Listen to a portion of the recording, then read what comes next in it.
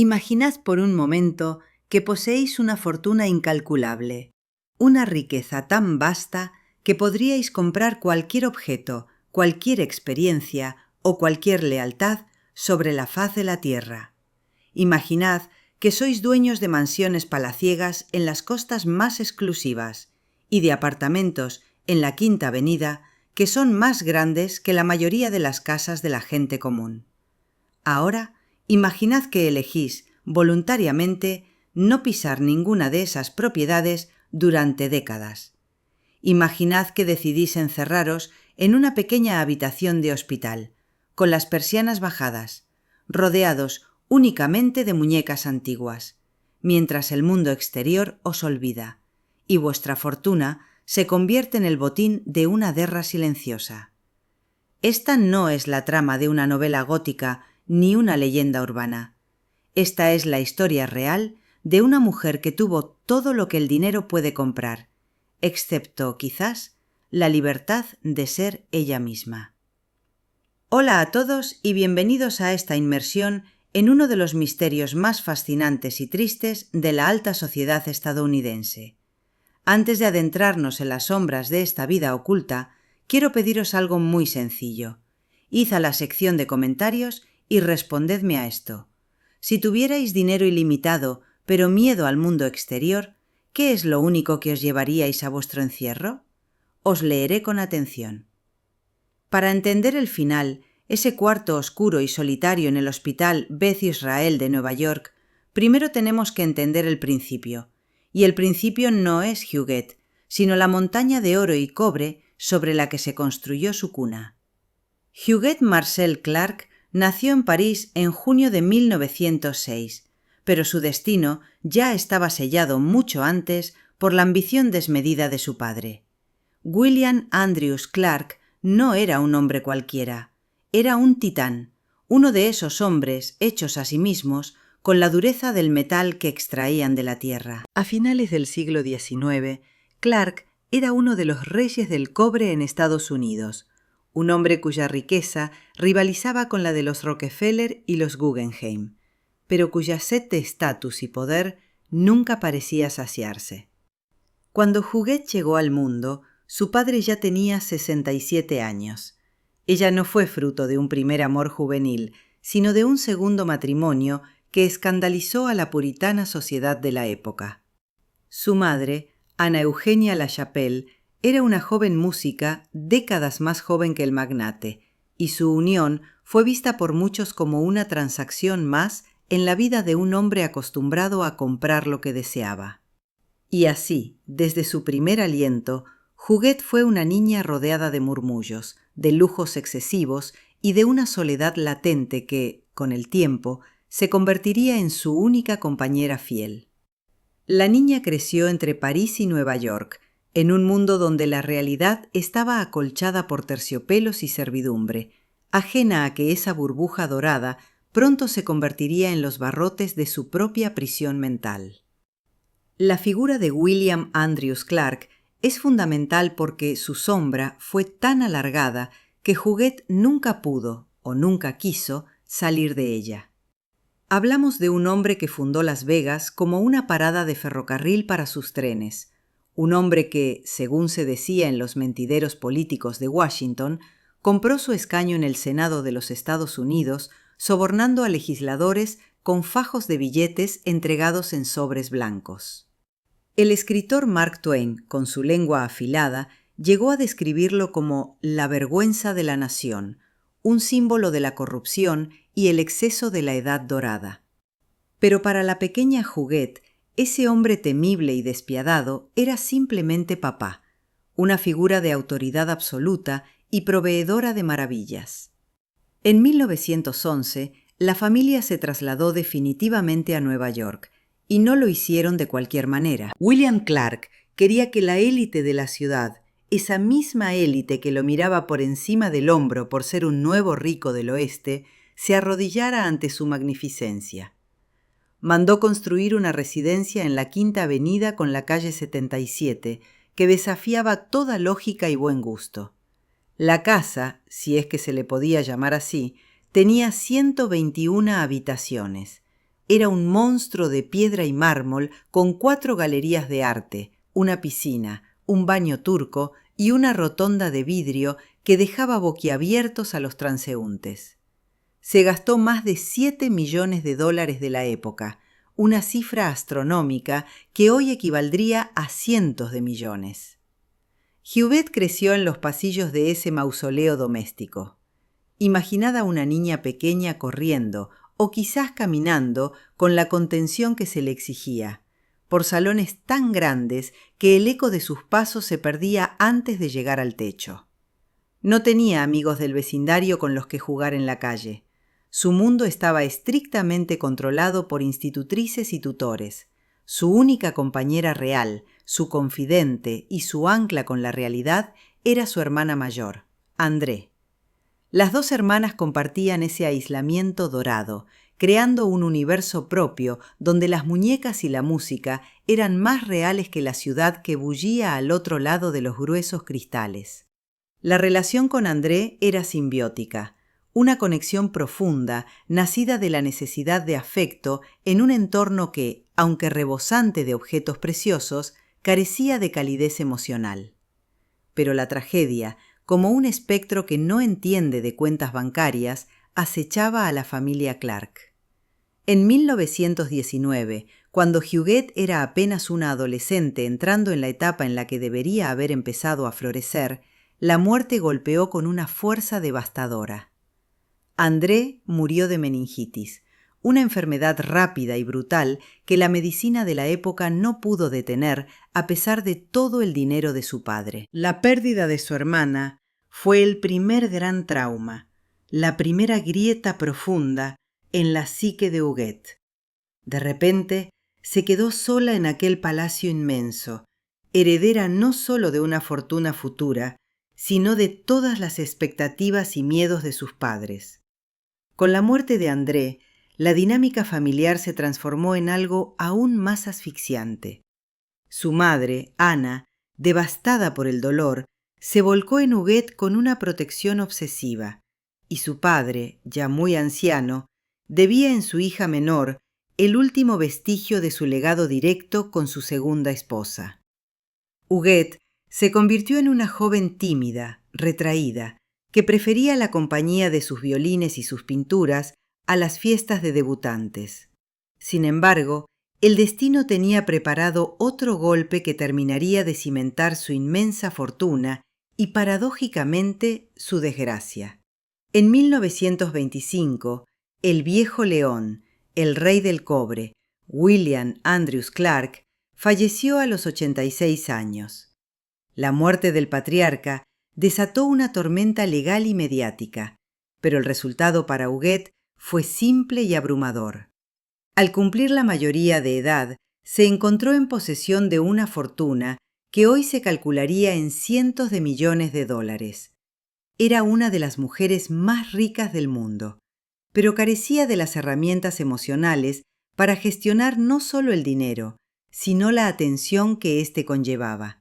Los periódicos hablaban de ella, los cazafortunas afilaban sus sonrisas y la sociedad de Nueva York esperaba ver en qué gastaría su herencia la joven Clark. Hubo un brevísimo destello de normalidad, o de intento de ella. En 1928, Huguette se casó con William Gower, un estudiante de derecho que trabajaba para su familia.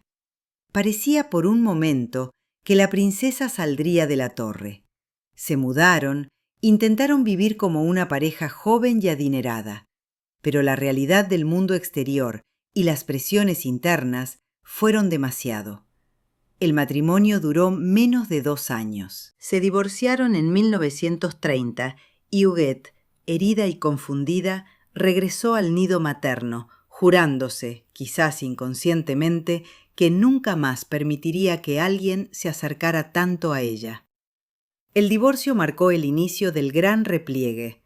Huguette y su madre se mudaron a un apartamento gigantesco en el 907 de la Quinta Avenida. Ocupaba una planta entera y tenía vistas a Central Park, un lugar hermoso y seguro desde donde observar el mundo sin ser tocado por él. Durante las siguientes 3 décadas, madre e hija vivieron en una simbiosis casi total, dedicadas al coleccionismo de arte, a la música y a mantener vivo el recuerdo de una era que ya se desvanecía. Compraron propiedades que apenas usaban, como la impresionante mansión Bellosguardo en Santa Bárbara, California, una joya frente al océano que se mantuvo impoluta, con el servicio listo para una visita que nunca llegaba. Durante más de 30 años, el tiempo pareció detenerse en el apartamento de la Quinta Avenida. Mientras el mundo exterior se convulsionaba con la Gran Depresión, la Segunda Guerra Mundial y la Revolución Cultural de los años 60, Huguet y su madre Ana vivían en una cápsula atemporal. Su rutina era inamovible, centrada en la apreciación del arte, la moda francesa y una existencia tranquila, casi monástica, rodeadas de obras maestras de Renoir y muebles que habían pertenecido a la realeza europea. Pero la biología es implacable, y en 1963 el último muro de contención de Huguet se derrumbó. Anna Clark falleció, dejando a su hija, que ya tenía 57 años, completamente huérfana y sin ninguna conexión real con el mundo moderno. La muerte de su madre fue el punto de inflexión definitivo. Si antes Huguet era una mujer reservada, ahora se convertiría en un fantasma. Cerró las puertas de su vida social con doble llave. Los pocos amigos que quedaban, los parientes lejanos, todos fueron apartados gradualmente. Huguet comenzó a tratar el exterior como un lugar hostil y peligroso, un territorio en guerra donde ella era una civil desarmada. Fue en este período cuando su comportamiento comenzó a transformarse de una simple timidez a una excentricidad preocupante, alimentada por una cuenta bancaria que parecía no tener fondo. Imaginad la escena. Una mujer de mediana edad, inmensamente rica, vagando por un apartamento de 42 habitaciones en el corazón de Nueva York, pero reduciendo su vida a solo un par de estancias. Comía lo mismo todos los días, galletas saladas, sardinas y comidas sencillas, mientras sus cuentas pagaban el mantenimiento de jardines inmensos en California que ella jamás pisaba. La soledad no era solo física, era existencial, y para llenar ese vacío ensordecedor, Huguet recurrió a lo único que no podía traicionarla, juzgarla ni abandonarla. Recurrió a un mundo de fantasía habitado por seres inanimados de porcelana y tela. Aquí entramos en una de las facetas más incomprendidas y a la vez más conmovedoras de su historia. Huguet Clark comenzó a coleccionar muñecas. Pero no penséis en una aficionada que compra un par de juguetes para poner en una estantería. No. Huguet construyó una civilización. Gastaba millones de dólares en subastas adquiriendo muñecas francesas y alemanas del siglo XIX, piezas raras con vestidos de seda y ojos de cristal que parecían mirar con vida propia. Para ella no eran objetos, eran sus hijos, sus amigos, su corte real. Huguet no solo las compraba, sino que encargaba la construcción de casas de muñecas arquitectónicamente perfectas, castillos en miniatura con electricidad, muebles tallados a mano y tapices reales. Pasaba sus días y sus noches organizando este mundo diminuto, protegiéndolo de la luz del sol para que los colores no se desvanecieran. Mientras tanto, en el mundo real, seguía adquiriendo propiedades. En 1951 había comprado una mansión en Connecticut llamada Le Beau Château, una propiedad espectacular rodeada de bosques. ¿Sabéis cuántas noches durmió allí? Ninguna. La casa se mantuvo completamente amueblada, con el servicio contratado, la calefacción encendida y los coches en el garaje, esperando a una dueña que jamás cruzó el umbral. Era la paradoja definitiva del capitalismo desenfrenado. Huguet poseía 3 de las residencias más codiciadas de Estados Unidos: el apartamento en Nueva York, la finca en Santa Bárbara y el castillo en Connecticut. Sin embargo, Su universo físico se estaba contrayendo cada vez más. Dejó de salir a la calle. Si tenía que comunicarse con alguien del servicio o con sus abogados, a menudo lo hacía a través de puertas cerradas, hablando en francés o dejando notas escritas. Se convirtió en una voz sin rostro, una firma en un cheque, una leyenda urbana para los porteros y vecinos de la Quinta Avenida que rara vez la veían, pero que sabían que allí arriba, en el silencio, vivía la mujer más rica y solitaria de la ciudad. Llegamos ahora a los años 80 y principios de los 90. Huguette ya es una anciana, y el aislamiento ha cobrado un precio terrible, no solo en su mente, sino en su cuerpo. La falta de contacto con la realidad la llevó a descuidar su propia salud de una manera que resulta difícil de creer para alguien con sus recursos.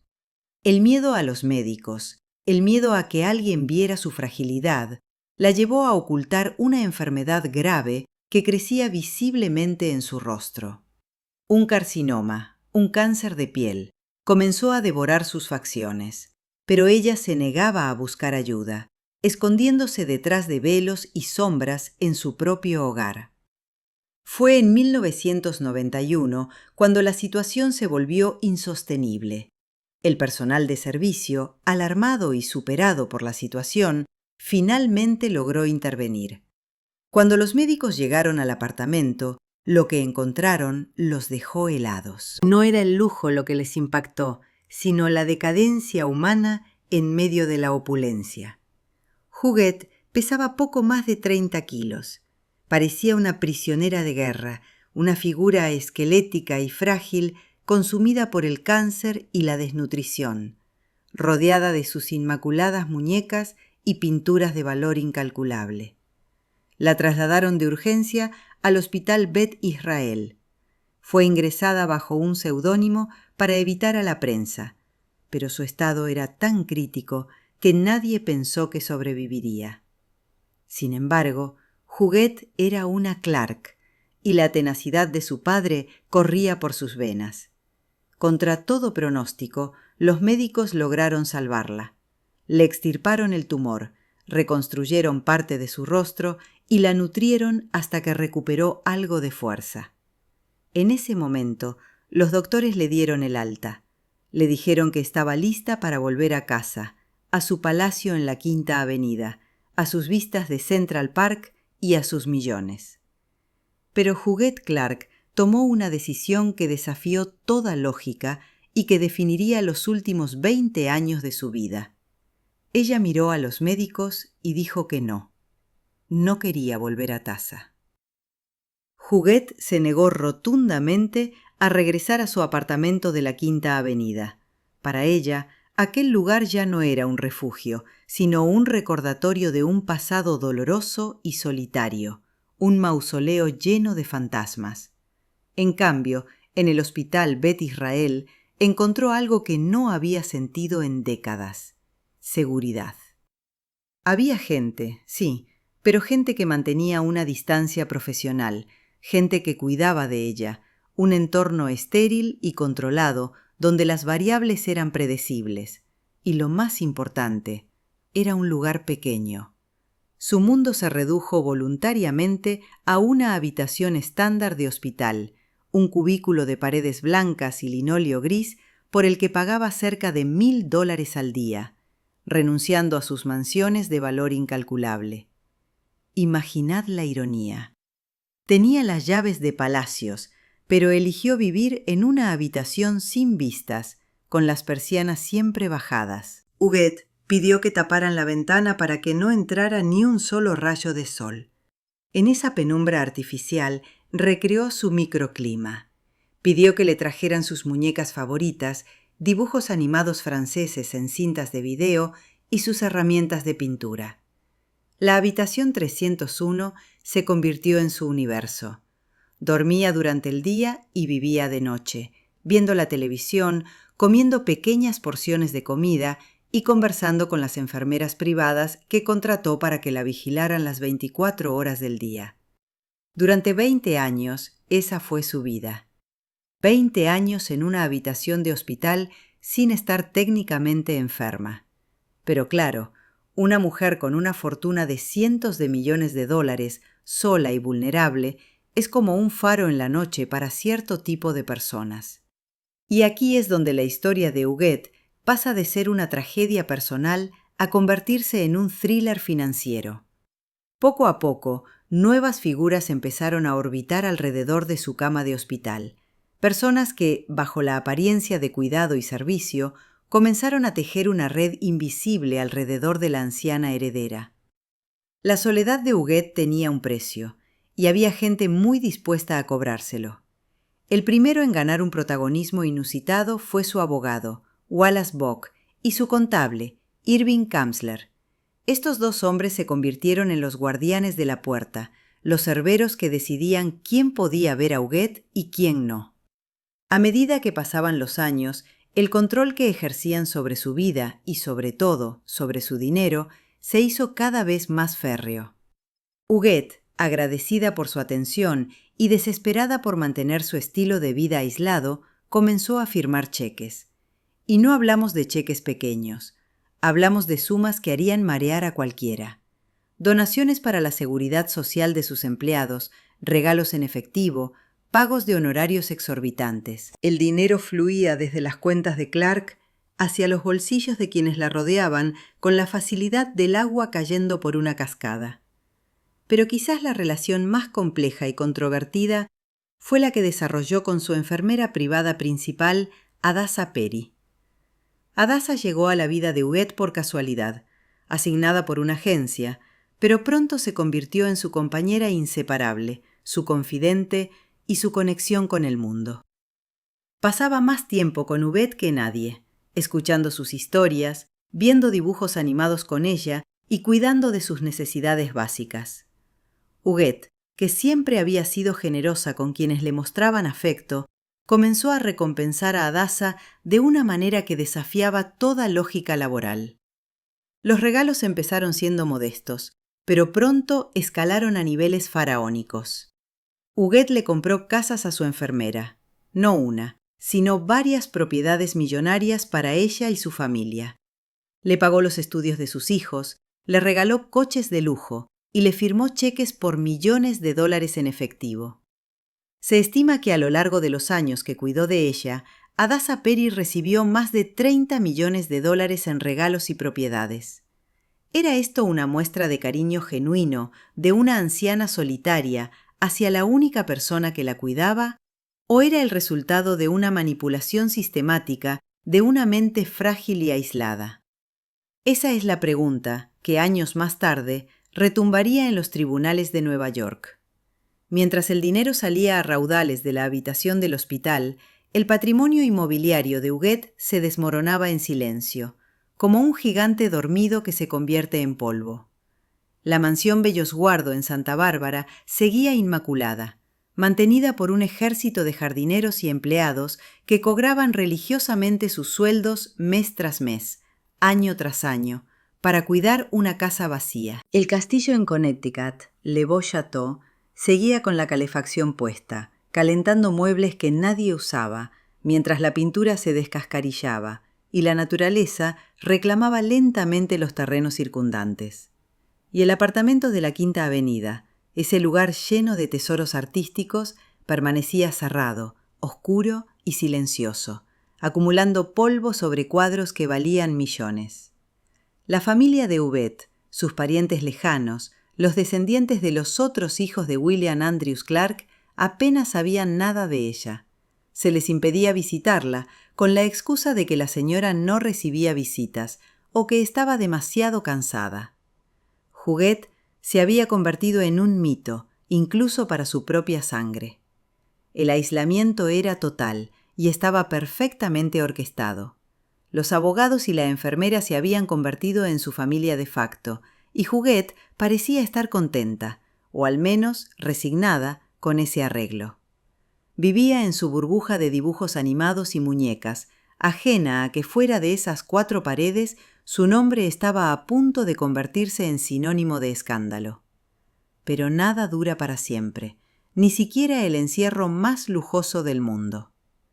A medida que Huguet superaba los 100 años de edad, su fragilidad se hizo extrema. La mujer que había nacido cuando los coches de caballos aún dominaban París, que había visto pasar 2 guerras mundiales y la llegada del hombre a la luna desde su ventana, se acercaba al final de su viaje. Y con el final de su vida, se acercaba también el momento de la verdad, el momento en que se abrirían los testamentos y se destaparía la caja de los truenos. Porque Huguet, en su confusión o en su claridad, había firmado no 1, sino 2 testamentos diferentes en un corto periodo de tiempo, sembrando la semilla de una batalla legal que haría historia. Huguet Clark cumplió 104 años en su habitación de hospital, una cifra que impone respeto y asombro. Pero en los pasillos de los bufetes de abogados y en la mente de quienes controlaban su fortuna, la longevidad de la heredera no era motivo de celebración, sino una cuenta atrás nerviosa. En 2005, con 99 años, Huguet firmó un primer testamento. En este documento, fiel a su naturaleza reservada y quizás recordando viejos lazos de sangre, dejaba la mayor parte de su fortuna a sus parientes lejanos, esos sobrinos, nietos y resobrinos que apenas conocía, pero que llevaban el apellido Clark. Parecía un final lógico, dinástico. El dinero volvería a la familia. Sin embargo, apenas 6 semanas después, ocurrió algo extraño, algo que haría saltar todas las alarmas años después. Huguet firmó un segundo testamento.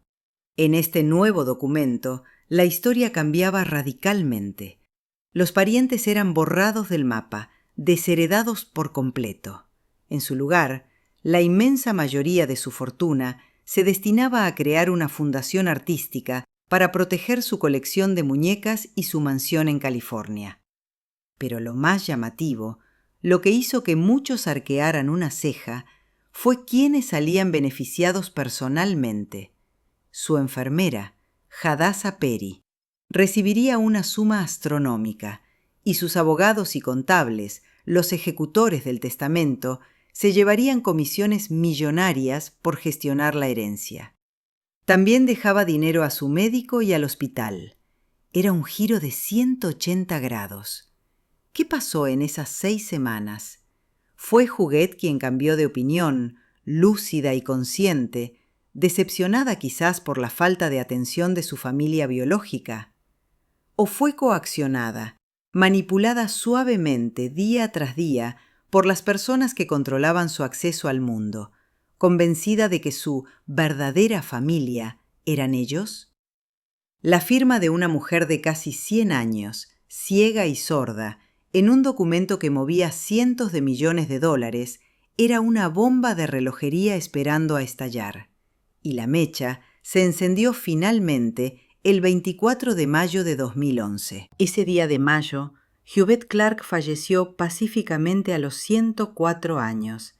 Se fue como había vivido las últimas décadas, en silencio, en la penumbra de su habitación del Bet Israel, lejos de las mansiones que poseía y del mundo que la había olvidado.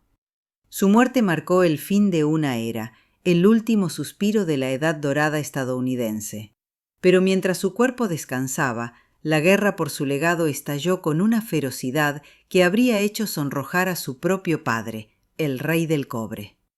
Apenas se hicieron públicos los testamentos, los parientes lejanos de Huguet, esos que habían sido excluidos en el segundo documento, se movilizaron. Contrataron a abogados de primer nivel y lanzaron una ofensiva legal alegando que Huguet había sido víctima de fraude, coacción y abuso de ancianos. Argumentaban que estaba mentalmente incapacitada, que vivía aislada y que había sido presa fácil para unos asesores codiciosos y una enfermera oportunista. La prensa, por supuesto, se lanzó sobre la historia como lobos hambrientos. La heredera solitaria, la reclusa de la Quinta Avenida. Los titulares gritaban la historia de una pobre niña rica estafada en su lecho de muerte. Por otro lado, los abogados de Huguet y la enfermera Hadassah defendían que el segundo testamento reflejaba los verdaderos deseos de una mujer que, aunque excéntrica, sabía perfectamente lo que hacía. Alegaban que su familia la había abandonado, que nunca la visitaban y que ella había decidido premiar a quienes realmente habían estado a su lado día y noche. Pintaron un retrato de Huguette como una mujer generosa y lúcida que simplemente quería cuidar de los suyos. El escenario estaba listo para un juicio que prometía sacar a la luz todos los trapos sucios, las excentricidades y los secretos mejor guardados de la familia Clark. Durante meses, las revelaciones fueron goteando, dejando al público boquiabierto. Se supo, por ejemplo, que el cuadro Nenúfares de Monet, que había desaparecido hacía años, había sido vendido en secreto por Huguette para tener liquidez, o quizás robado, dependiendo de a quién se le preguntara. Se destaparon las condiciones de vida de Huguette en el hospital, los millones regalados a la enfermera, las tarifas absurdas que cobraban los abogados. La imagen de los profesionales que la rodeaban quedó seriamente dañada. El fiscal general de Nueva York intervino, viendo indicios claros de mala gestión y abuso de confianza. La presión sobre Hadassah Perry y los abogados se volvió insoportable. Se enfrentaban a la posibilidad no solo de perder la herencia, sino de acabar en la cárcel o inhabilitados profesionalmente si se demostraba el fraude. Los parientes de Huguette, por su parte, aunque nunca habían tenido una relación cercana con ella, se erigieron como los defensores de su memoria y su dignidad. Era una batalla entre la sangre y la presencia, entre el derecho de familia y la voluntad expresada o manipulada de una anciana. Finalmente, antes de que el juicio llegara a su conclusión más sangrienta y pública, se alcanzó un acuerdo extrajudicial en 2013. Fue un pacto salomónico, diseñado para cerrar las heridas y repartir el botín. Los parientes lejanos, que habían sido desheredados en el Segundo Testamento, recibieron más de $34 millones. La enfermera Hadassah Perry, que iba a heredar una fortuna inmensa, tuvo que devolver gran parte de lo que había recibido en regalos y renunciar a cualquier reclamo sobre la herencia, quedándose con solo unos 5 millones y sin cargos criminales, aunque con su reputación destrozada. El acuerdo también tuvo consecuencias devastadoras para los profesionales. El abogado y el contable fueron apartados de la gestión de la herencia, pero lo más importante para el legado de Huguette fue lo que sucedió con sus propiedades y su colección de arte. La mansión de Belloguardo en Santa Bárbara, esa joya frente al mar que Huguette no había pisado en 60 años, fue donada para convertirse en una fundación artística abierta al público, cumpliendo así, al menos en parte, uno de sus deseos. El resto de las propiedades, incluido el apartamento de la Quinta Avenida y el castillo de Connecticut, se pusieron a la venta. Fue entonces cuando el mundo pudo entrar, por primera vez, en los santuarios de Huguette Clark. Las fotos de los interiores salieron a la luz y eran sobrecogedoras. El apartamento de Nueva York era una cápsula del tiempo perfecta, con muebles cubiertos de sábanas, cuadros de maestros impresionistas apoyados en las paredes y una atmósfera de quietud sepulcral. En Connecticut, la mansión estaba lista para recibir invitados que nunca llegaron, con la cocina equipada y las camas hechas. Era el testimonio físico de una vida en espera, una vida pausada por el miedo y el dinero. La subasta de sus bienes fue un evento en sí mismo. Su colección de arte, sus joyas, sus muebles e incluso sus amadas muñecas salieron al mercado. El violín Stradivarius, que había pertenecido a su familia, se vendió por millones. Cada objeto contaba una historia de lujo y soledad. La fortuna de Huguette se dispersó por el mundo, fragmentándose en miles de pedazos que ahora adornan las casas de otros millonarios, quizás menos solitarios, o quizás no. Lo que quedó fue la historia, la leyenda de la mujer que lo tuvo todo y eligió la nada. Cuando las puertas de las propiedades de Huguette se abrieron al escrutinio público y comercial, lo que salió de allí no fueron solo muebles caros, sino fragmentos del alma de una niña eterna. La subasta de Christie's en 2014 no fue una venta cualquiera, fue el desmantelamiento de un universo privado. Entre los lotes más codiciados estaba, por supuesto, el violín Stradivarius Kreutzer de 1731. Este instrumento, una obra maestra de la artesanía humana, había estado en silencio durante décadas, guardado en un armario mientras su dueña envejecía en un hospital. Cuando el martillo cayó, el violín se vendió, aunque la cifra exacta se mantuvo en la confidencialidad de las transacciones privadas de alto nivel, se sabe que su valor superaba los 10 millones de dólares. El sonido que Huguet tanto amaba en su juventud volvía a manos que, esperemos, lo harían cantar de nuevo. Pero más allá de los instrumentos y las joyas de Cartier, lo que realmente conmocionaba a quienes miraban el catálogo eran las muñecas. Cientos de ellas, muñecas francesas Jumeau y Bru, con sus trajes de época impecables, sus sombreros de plumas y sus miradas vidriosas.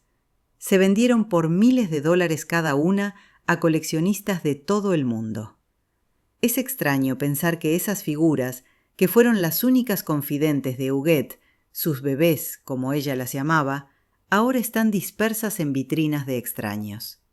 La colección de casas de muñecas, con sus lámparas de araña funcionales y sus muebles en miniatura hechos a escala, también encontró nuevos dueños. El reino de fantasía de Huguet fue despiezado y vendido al mejor postor. Incluso el cuadro Nenúfares de Monet, aquel que había sido objeto de disputas y misterios, encontró finalmente su lugar en la historia del arte, lejos de la oscuridad de un apartamento cerrado. La venta de estos objetos generó millones que, tras pagar impuestos y costas legales, fueron a parar a las causas benéficas y a los parientes lejanos, cerrando el ciclo económico de la herencia. Pero el dinero es frío. Lo que queda en el aire es la melancolía de ver cómo los tesoros que una mujer utilizó para construir una muralla contra el mundo se convertían, irónicamente, en su único legado visible para ese mismo mundo. No podemos cerrar esta historia sin hablar de Bellosguardo, la mansión de Santa Bárbara. De todas sus posesiones, esta era quizás la más simbólica. Situada en un acantilado sobre el Pacífico, con 23 acres de jardines, es una de las propiedades más espectaculares de la costa oeste. Huguet la heredó, la mantuvo y la protegió obsesivamente, pero nunca la visitó después de la muerte de su madre en 1963. El personal de la casa tenía instrucciones estrictas. Nada debía cambiar. Si un mueble se rompía, se reparaba. Si un árbol moría, se plantaba otro igual. Todo debía estar listo para su llegada inminente. Una llegada que todos sabían que nunca ocurriría. Hoy, Bellosguardo se ha transformado en la Fundación Bellosguardo, tal como Huguet deseaba en uno de sus testamentos. Se ha abierto al público, permitiendo que la gente camine por los pasillos donde el tiempo se detuvo, admire los jardines que miran al mar y contemple el arte que decora sus paredes. Es un final poético. La casa que fue un monumento a la ausencia de su dueña se ha convertido en un lugar lleno de presencia, de voces, de pasos. La reclusión de Huguet ha dado paso a la apertura, y su obsesión por preservar el pasado ha permitido que el futuro disfrute de una cápsula del tiempo intacta de la Edad Dorada. Sin embargo, el apartamento de la Quinta Avenida tuvo un destino diferente. Fue vendido, dividido y reformado.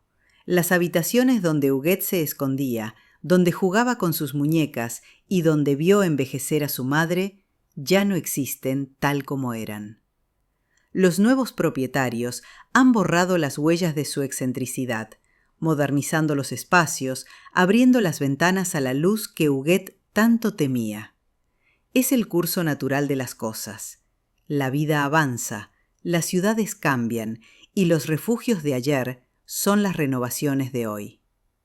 Pero para los historiadores de Nueva York, el número 907 de la Quinta Avenida siempre tendrá una sombra especial, un eco de la mujer que vivió allí, sin vivir realmente. Huguette Clark no dejó hijos de carne y hueso, no escribió memorias y rara vez dio entrevistas. Su voz se ha perdido, ahogada por el ruido de los escándalos financieros y las disputas legales. Pero si escuchamos con atención, su silencio nos grita una verdad incómoda sobre la naturaleza humana y el dinero. Su vida es el contraejemplo perfecto del sueño americano. Tenía todo lo que se supone que debemos perseguir: riqueza ilimitada, estatus, propiedades. Y sin embargo, su felicidad, si es que la encontró, residía en la renuncia a todo eso, en reducir su mundo a lo mínimo, en buscar la seguridad en lo pequeño, en lo controlable. ¿Fue Huguette una víctima? Sin duda fue presa de la soledad y al final de la codicia ajena, pero también fue una mujer que ejerció su voluntad de la única manera que sabía, diciendo no. No al mundo exterior, no a las convenciones sociales, no a las expectativas de su clase. Su encierro fue su rebelión. Una rebelión silenciosa y quizás autodestructiva, pero una decisión propia al fin y al cabo. Prefería la compañía de sus muñecas, que no mentían ni pedían dinero, a la de la alta sociedad de Nueva York, llena de sonrisas falsas y juicios afilados. Nos queda la imagen de una niña asustada, atrapada en el cuerpo de una anciana millonaria, aferrada a una muñeca mientras su imperio se desmoronaba alrededor. Es una imagen triste, sí, pero también profundamente humana. Nos recuerda que el dinero puede construir muros muy altos, pero no puede llenar el vacío que hay dentro de ellos. Huguette compró seguridad, compró privacidad, compró lealtad, pero nunca pudo comprar lo que realmente necesitaba: la paz de espíritu para vivir sin miedo. Antes de despedirnos de Huguette, sería injusto recordarla solo como la anciana solitaria del hospital o la niña rica excéntrica. Hubo una Huguette que creaba, una mujer que encontraba en el arte no solo un refugio, sino una forma de expresión genuina. Desde muy joven, demostró tener un talento real para la pintura. No era solo un pasatiempo de señorita de la alta sociedad para matar el aburrimiento, era una pasión. Huguette pintaba con una delicadeza técnica notable, influenciada quizás por su maestro, el famoso retratista Tadeusz Stika, quien también fue un amigo cercano de la familia. Sus lienzos son ventanas a su alma. ¿Y qué pintaba? Retratos, sí, pero también naturalezas muertas y, curiosamente, escenas que parecían sacadas de un Japón onírico. Pintaba geishas, kimonos, cerezos en flor. Era una fascinación por el Oriente, por una cultura de rituales, belleza estática y máscaras blancas, algo que quizás resonaba profundamente con su propia necesidad de ocultarse tras una fachada perfecta. Sus cuadros tienen una cualidad etérea, una luz suave que parece no venir de ningún sol real. En ellos no hay caos, no hay ruido, solo una belleza serena y silenciosa. Era el mundo tal y como ella deseaba que fuera. En 1929, la Galería Corcoran de Washington, D.C., expuso 7 de sus pinturas. Imaginad el orgullo y quizás el terror de la joven Huguette viendo su obra expuesta al público. Las críticas fueron amables, reconociendo su habilidad, pero esa fue una de las pocas veces que permitió que su arte saliera de su círculo íntimo. Después de eso, sus pinturas se quedaron con ella, acumulándose en su apartamento, testigos mudos de su reclusión. Pintaba para ella misma, para capturar la belleza antes de que se marchitara, igual que intentaba preservar su propia vida en ámbar. Hoy, algunas de esas obras han salido a la luz y nos muestran que detrás de la excentricidad había una sensibilidad artística profunda y vibrante. Es fascinante pensar en las horas, los días y los años que Huguette pasó frente al caballete. Mientras el mundo exterior se lanzaba a la carrera frenética de la modernidad, ella mezclaba óleos, limpiaba pinceles y estudiaba la luz sobre la seda de un kimono o la porcelana de una muñeca. El arte era su terapia y su prisión, era su manera de viajar sin moverse. A través de sus pinceles podía estar en un jardín japonés, en un salón de baile del siglo XVIII o frente a un rostro amigo que nunca envejecía. También era una música consumada. El violín Stradivarius no era solo un objeto de colección, era un instrumento que ella tocaba. Se dice que en sus años de juventud organizaba pequeños conciertos privados en su casa. La música y la pintura eran los lenguajes en los que se sentía segura, lenguajes donde no hacían falta palabras, donde no había malentendidos ni traiciones. Eran formas de comunicación puras. Es una tragedia que el mundo apenas pudiera escuchar su música o ver sus cuadros mientras ella vivía. Su talento quedó sepultado bajo el peso de su leyenda negra, eclipsado por los titulares sobre su dinero y su soledad. Al recuperar su faceta de artista, le devolvemos un poco de la humanidad que le robaron los escándalos. No era solo una reclusa, era una pintora, una música, una coleccionista apasionada con un ojo entrenado para la belleza. Su tragedia no fue no tener talento o sensibilidad, sino tener demasiado miedo para compartirlos. El miedo fue el gran ladrón en la vida de Huguette Clark, un ladrón que le robó la posibilidad de ser reconocida por lo que hacía y no solo por lo que tenía. Así llegamos al final de nuestro viaje por la vida de Huguette Clark. Hemos recorrido los salones dorados de la Edad Dorada, hemos sentido el frío de una habitación de hospital sin ventanas y hemos sido testigos de la batalla voraz por una fortuna incalculable. ¿Qué lección nos deja esta historia? Quizás la más evidente es que la riqueza extrema puede ser una maldición disfrazada de bendición. El dinero de los Clark abrió todas las puertas del mundo para Huguette, pero también le dio la capacidad de cerrarlas todas por dentro y tirar la llave.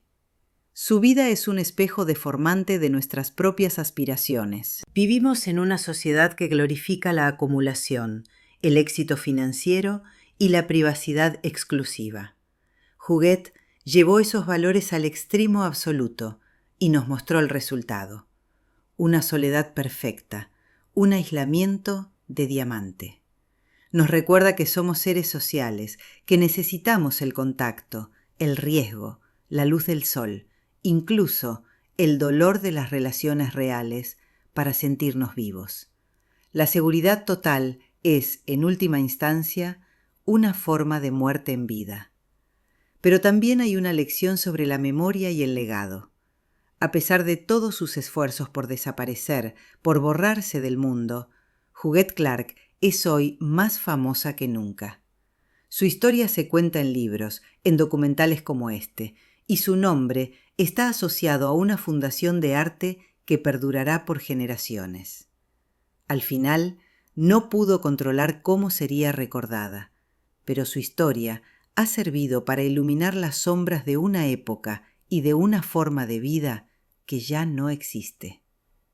Quiero terminar pidiéndoos que volváis a ese comentario que escribisteis al principio. ¿Recordáis qué objeto os llevaríais a vuestro encierro? Ahora pensad en Huguette, rodeada de sus muñecas y sus pinturas en la penumbra. Quizás ella pensaba que tenía todo lo que necesitaba. Quizás, en su mente, ella ganó la partida, porque logró vivir bajo sus propios términos, por muy extraños que nos parezcan a nosotros. No nos corresponde juzgarla, sino intentar comprenderla, ver a la mujer detrás del mito. La historia de Huguette Clark, la heredera que vivió encerrada 70 años, es un cuento de hadas al revés. La princesa no quería ser rescatada de la torre.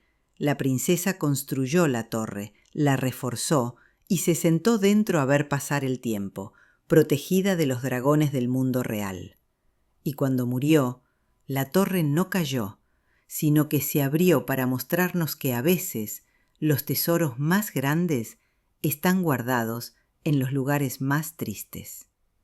Gracias por acompañarme en este recorrido por la vida de una de las figuras más enigmáticas del siglo XX. Si os ha intrigado esta historia, si os ha hecho pensar sobre el valor del dinero y el precio de la soledad, compartid este vídeo y recordad, la próxima vez que paséis por la Quinta Avenida y miréis hacia los áticos de los edificios antiguos, pensad que detrás de esas cortinas pesadas puede haber historias que superan cualquier ficción. Hasta la próxima historia. Mantened los ojos abiertos y la mente curiosa. Adiós.